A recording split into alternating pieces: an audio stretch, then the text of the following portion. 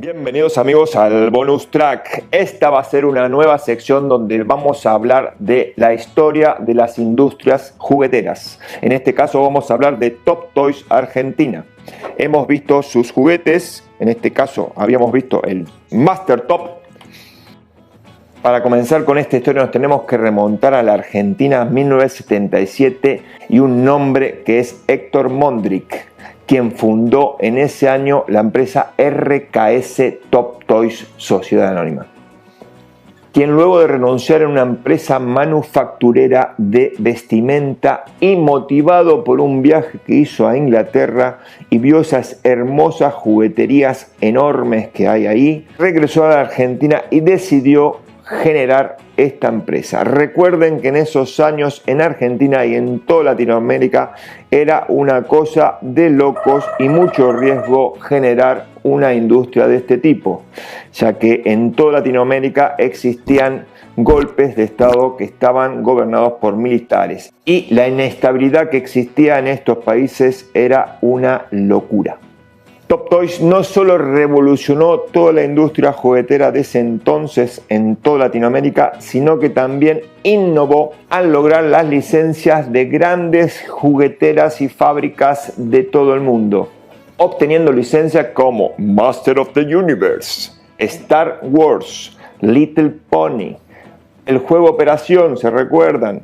El juego Vida o Life y muchos juguetes y juegos más. Pero para cumplir con estos altos índices de calidad y de producción que les exigían las grandes empresas como Mattel, como Hasbro, como Bradley, tuvo que ponerse al día con todos estos grandes procesos de fabricación, enviando a sus ingenieros y trabajadores a formaciones al extranjero, lo que hizo que en Argentina se nutra de grandes conocimientos sobre la modernidad de la industria juguetera. A mediados de los 80 la empresa Mattel le ofrece a Top Toys Argentina la licencia para la fabricación en la Argentina de He-Man Master of the Universe, y ahí comienza la interminable locura y fenómeno que sigue hasta hoy en día, convirtiéndose en los muñecos y la marca Top Toys más buscado en toda Latinoamérica.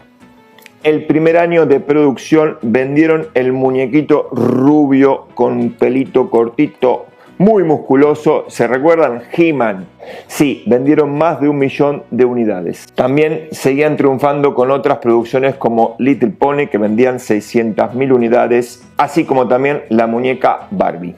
Llegamos a principios del siglo XXI, donde después de tantos años de fabricación de estos modelos, nos encontramos con una cantidad de variaciones, las cuales son muy buscadas hoy por coleccionistas.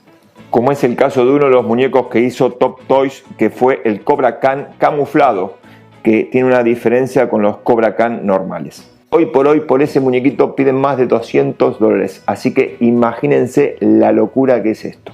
Y pasados el año 2000, a los dueños de la empresa se les ocurrió generar otra línea de productos denominada Fuerza T, utilizando las mismas matrices pero con algunas variaciones. Entonces ahí viene el problema, porque Mattel los denuncia y les hace una querella por utilizar esas antiguas matrices que eran de ellos. Pero al final del fallo Top Toys salió ganando porque en ningún lado figura el nombre de Master of the Universe, así que siguieron produciendo Fuerza T.